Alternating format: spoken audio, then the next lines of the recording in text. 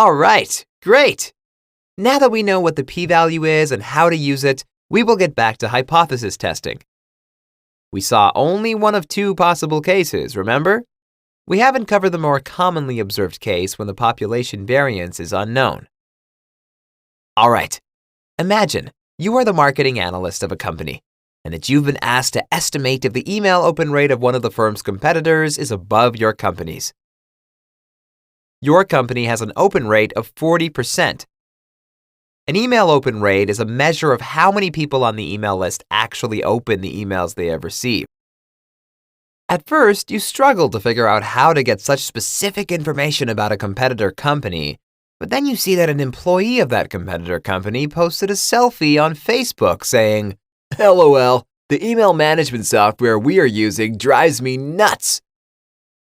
In the background, you can see her screen, and it shows clearly the summaries of the last 10 email campaigns that were sent and their corresponding open rates. Bingo! With your statistical skills, that's all you need. A little help from Facebook. Let's state the hypotheses. Null hypothesis. Mean open rate is lower or equal to 40%. Alternative hypothesis. Mean open rate is higher than 40%. Note that in hypothesis testing, we are aiming to reject the null hypothesis. When we want to test if the open rate is higher than 40%, the null hypothesis actually states the opposite statement. Also, pay attention that this time we are dealing with a one-sided test. All right, your boss told you that 0.05 is an adequate significance level for this test, so that's what you'll use. Here's the dataset. You calculate the sample mean and get 37.7%. The sample standard deviation is 13.74%, thus the standard error is 4.34%. You assume that the population of open rates of sent emails is normally distributed. Like confidence intervals with variance unknown and a small sample, the correct statistic to use is the t-statistic. Remember, you do not know the variance, and the sample is not big enough. This means that the variable follows the student's t-distribution, and you must employ the t-statistic. Let's calculate it then. We calculate the t-score the same way as the z-score.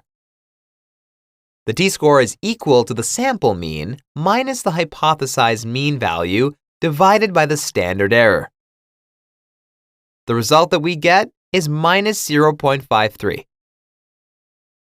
As we said earlier, it is easier to work with positive numbers, so we should compare the absolute value of minus 0.53 with the appropriate t with n minus 1 degrees of freedom at 0.05 one-sided significance. We quickly navigate through the table and get 1.83 at the 5% significance critical value. Okay. 0.53 is lower than 1.83. Remember the decision rule? If the absolute value of the t-score is lower than the statistic from the table, we cannot reject the null hypothesis. Therefore, we must accept it.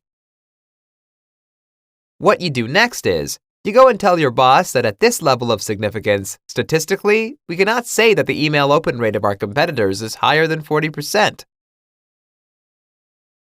Okay, what about the second measurement we saw? What was that? Ah, yes, the p-value.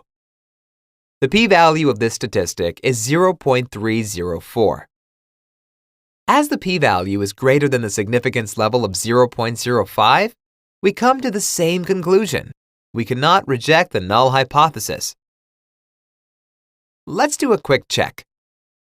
If the significance level was 0.01, the p-value would still be higher and we wouldn't reject the null hypothesis. This is an important observation that we haven't noted before. If we cannot reject a test at 0.05 significance, we cannot reject it at smaller levels either. All right, that's all for now. Make sure you learn the material by doing the exercises after this lesson. Thanks for watching.